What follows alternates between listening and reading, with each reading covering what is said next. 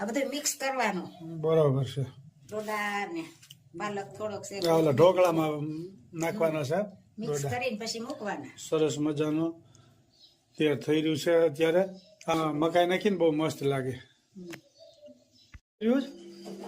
ઢોકળા પલાળવાના છે. હા હા ઈ ઓલા આ તો વિલાયતી. વિલાયતી. હા પીળા કલરના ઢોકળા ઓલા દેશી હતા. વિલાયતી. અને મકાઈ ભેળવવાની છે ને પાછી. મકાઈ લીધી છે. મકાઈ બહુ સ્વાદિષ્ટ લાગે અને મકાઈના તો એટલા બધા સ્વાદ આવે એની કોઈ જવા દો વાત. વિડીયો જોવા વાળાને એમ થાય કે આ ઢોકળામાં તડી પાક દઈશ, પણ અમારે કામ જ આ છે બધું. બની રહી છે આજે દેશી નહીં, આજે વિલાયતી ઢોકળા કહેવાય. હળદર, ખમણ, નિમક અને એમાં મેથી નાખવાની થોડી.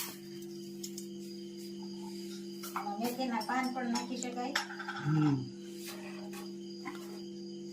એમાં 3 ચાલિયા ચોખા ને 1 ચાલિયો ચણાની દાળ એ રીતે દળવાનું. અને પલાળીને કરવા હોય ને તો એ રીતે પલાળવાનું. બરોબર. તો દળીને જ બનાવી છે. બહેનો ખાસ રેસીપી જોઈજો. આ બધું અમે આ રીતનું બનાવી છીએ. કઈ કઈ રીતનું ભેળવ્યું છે આમાં, પણ એટલો બધો સ્વાદ આવે એની વાત જવા દો. આમ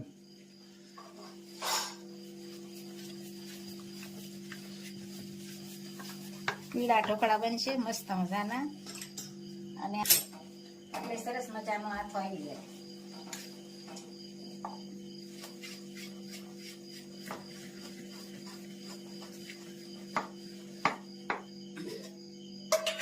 આમાં પાણી, ગરમ પાણી અને છાશ નાખવાની.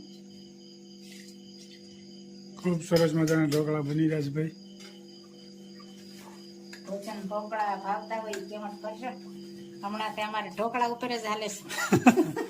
4-5 ઢોકળા સાંભળી જાય. મસ્ત બને છે, એટલે સ્વાદિષ્ટ બને છે, ખાવાની મજા આવે. આ રાબડું તૈયાર અને ઢાંકી દેવાનું. બરોબર. 3-4 ટોકરું ઢાંકી દેવાનું. અને કેટલી કલાક રાખવાનું? અને કાલ બપોરે બનાવવાનું છે.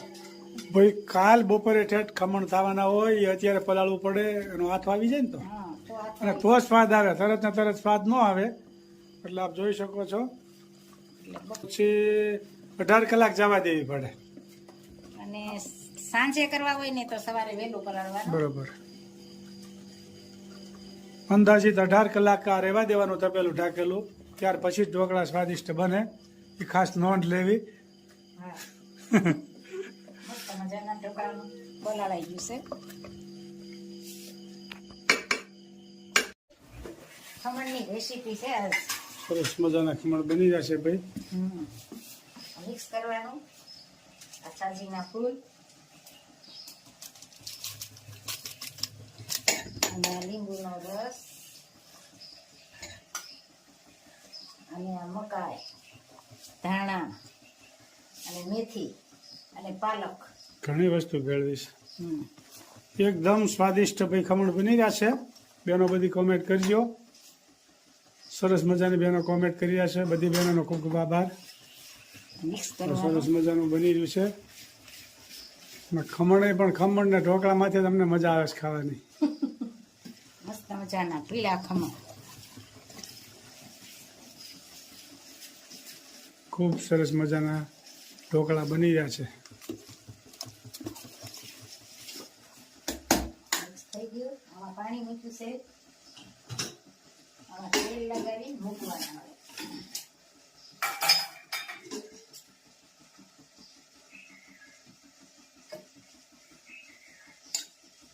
સરસ મજાના ખમણ બનશે. ભાવતા હોય તો કોમેન્ટ કરજો.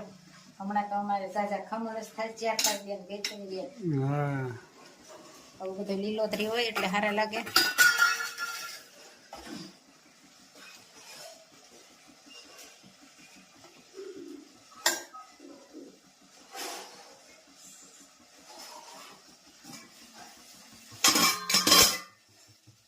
સરસ મજાની ડીશ મુકાઈ ગઈ છે. અને તીખા ખાવા હોય ને તો ઉપર જરા જરા ચટણી પણ નાખવાની.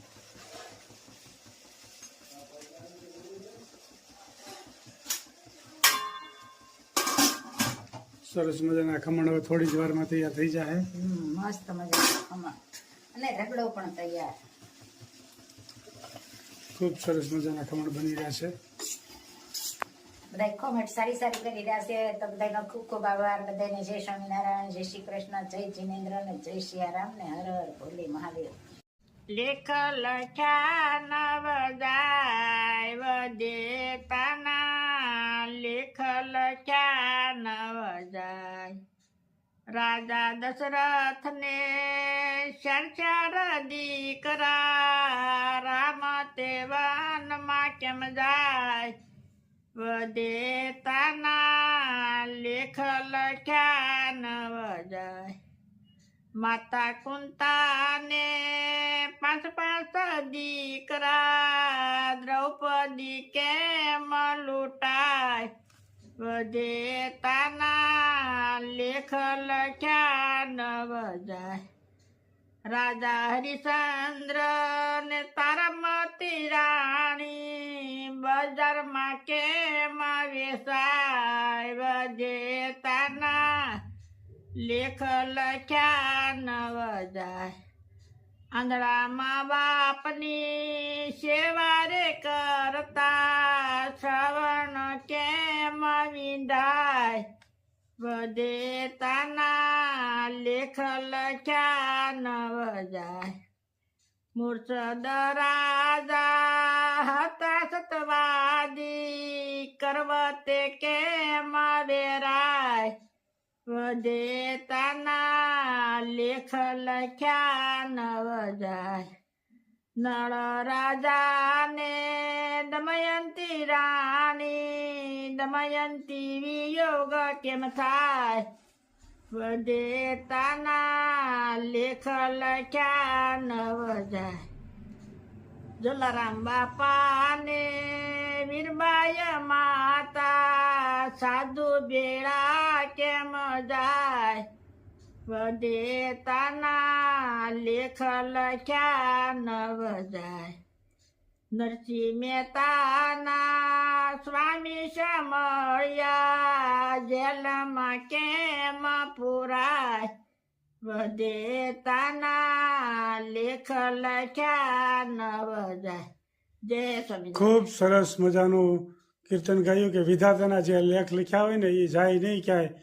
એ વિધાતાના લેખ લખ્યા હોય એમ જ થાય, પછી ભલે ખુદા ભગવાન કેમ નથી.